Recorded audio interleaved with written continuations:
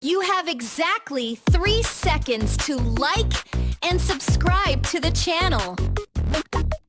Otherwise, I'll appear in your dreams tonight.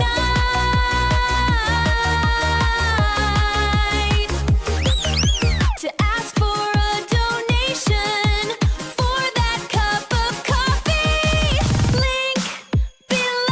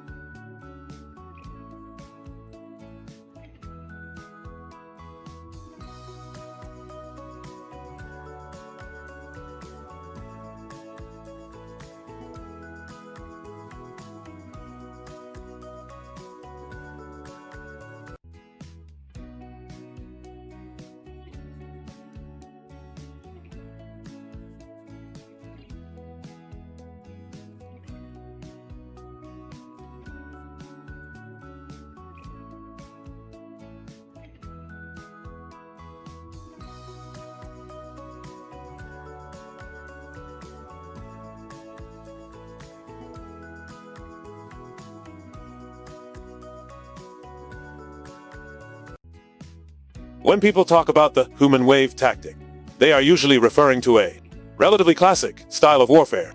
Accordingly, commanders would concentrate a large number of soldiers in arranging them in multiple rows. During an attack, these horizontal lines would continuously surge forward, creating the spectacle of waves of people crashing directly into the battle lines. Every time this wave of people was intercepted, soldiers in the second and third waves would attack. In this way, the attacking side will increasingly approach and gradually overwhelm the enemy. Indeed, throughout the history of warfare, the human wave tactic has been applied on the battlefield many times, proving to be one of the most effective solutions, allowing forces with a large number of troops but lacking heavy equipment to have a chance of winning against smaller armies with a superior firepower. We can see this from the minefields and barbed wire strewn battlefields of World War I to the Russian Civil War and World War. But the common outcome for most sides using this type of tactic was merciless slaughter by an enemy with superior artillery and machine gun power. Even the attacking side often suffers heavy casualties. All preconceived notions about the human wave tactic only truly ended with the Korean War.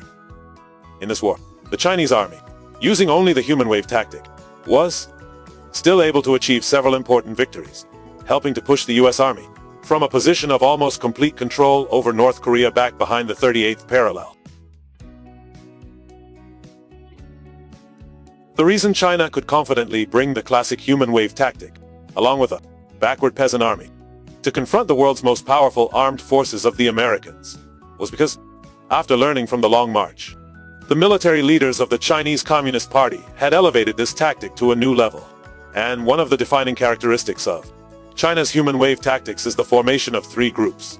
Accordingly, China's human wave tactic will be used from battalion to division level depending on the objective. And absolutely no concentration of troops in an open area will be allowed, as this would make them easy targets for enemy bombers and artillery. Starting from a position more than $500 from the target, Chinese infantry will form multiple horizontal rows spaced 30 mm apart, each row being as wide as or wider than the enemy's defensive line. With such an advancing formation, the destructive power of enemy artillery on waves of people will be significantly reduced, while enemy soldiers in defensive positions will not be able to accurately attack with infantry weapons. Finally, at a distance of 200 or less, the 3-person squad will be deployed, and the attacking force will engage the enemy in a gunfight in a 3-person assault formation. The role of the person behind is to suppress enemy fire before the enemy can. The person in front charges forward, attacking directly into the enemy's defensive line. This also means that the success of the overwhelming force tactic mainly stems from the cumbersome nature and slowness of heavy weapons, as well as the limitations in range and lethality of personal weapons that emerged in the early years of World War II. But if you still believe that, with the same approach, large but backward armies can easily win, then take a look at the screen. Pause for a moment and imagine what would happen if an explosion like this suddenly erupted right in the middle of a densely packed line of people.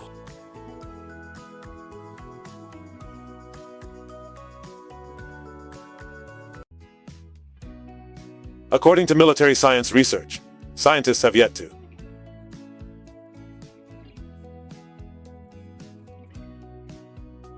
discover any organism that can survive within a 3-meter radius of the several thousand degrees Celsius flames generated by a standard RPO warhead from a Schmel RPO, a thermobaric projectile launcher. Even if a soldier is lucky enough not to be directly within that hellish radius, they would likely still faint, suffocate due to the sudden pressure difference, or be burned by the flames. Developed by the Soviet Union, the RPO Schmel boasts destructive power comparable to a 1-7 artillery shell, even with its standard warhead containing only 1 kg thermobaric explosive. Furthermore, this weapon is extremely mobile in anti-infantry combat thanks to its effective range of 300 men and maximum range of up to 1 km. Yet it is only 920 long and weighs 11 kg.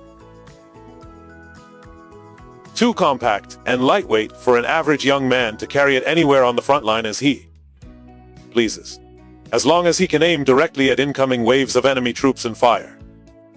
However, if the defensive line unfortunately has to face a more well-equipped enemy, instead of using a human wave, they will use a sea of armored assault vehicles to create a foothold for their soldiers to crush pockets of resistance. Even with only RPO Schmel in hand, these warriors are perfectly capable of engaging the enemy with rounds aimed directly at their flanks. If the armored vehicle under attack is wheeled, the wheel will melt, and if it's tracked, the tremendous heat of up to 2500 degrees Celsius from the RPO projectile can also cut the tracks, rendering the armored vehicle completely immobile. Furthermore, to increase the versatility of the RPO Schmel, in addition to the thermobaric warhead, it can also be fitted with 2 other types of warheads: incendiary warheads RPO-Z and smoke-generating warheads RPO-D. But no matter how powerful it may be, this type of grenade launcher is still a single-use weapon.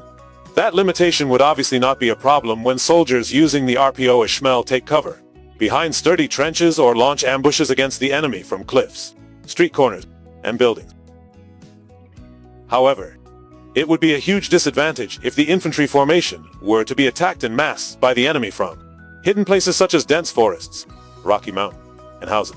At that time, the soldier needed a more powerful weapon. One capable of unleashing a barrage of bullets, deflecting waves of people whenever they charged forward.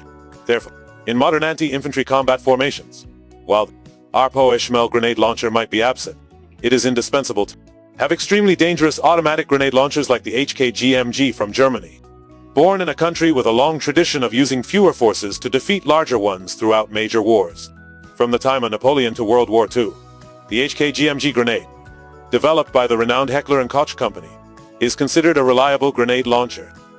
Widely used by demanding nations in their armed forces such as the UK, the Netherlands, Greece, Canada, and the United States.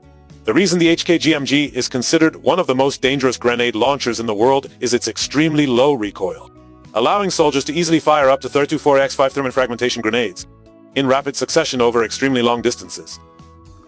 With this method, a single soldier using an HK-GMG can stop several advancing infantry groups by firing a few fragmentation rounds at each line. Each round, upon creates fragments that inflict immediate damage on a large number of targets. But if you still prefer a more compact and mobile grenade launcher that can eliminate enemy infantry from a distance beyond the range of hand grenades, the M32 semi-automatic grenade launcher will certainly not disappoint you. Indeed, the M32 rotary grenade launcher, despite weighing only 5.3 kg and measuring only about 8.12 mm in length, still maintains a maximum firing range of up to 400 mm, which is more than enough power for any soldier to crush an approaching infantry formation, whether they are in a horizontal or vertical line. Furthermore, thanks to its ability to carry up to 6 grenades and its firing rate of up to 3 rounds per second, the M32 allows soldiers to sweep through enemy lines at close range, even when they are closing in on their defensive lines. To help increase accuracy, the M32 is also designed to allow the attachment of 4 additional accessories to the front of the rifle, such as a flashlight, an auxiliary stock.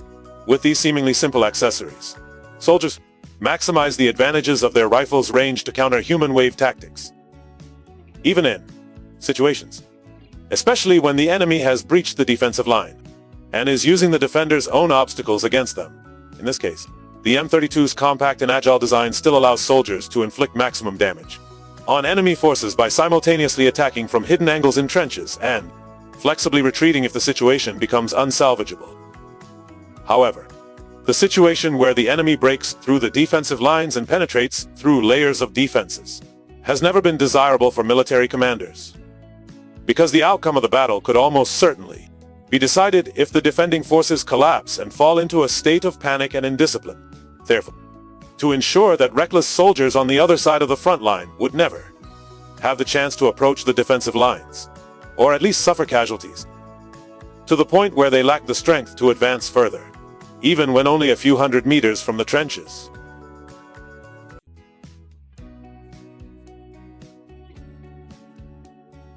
An 82-2B9 Veselak automatic mortar would never be superfluous.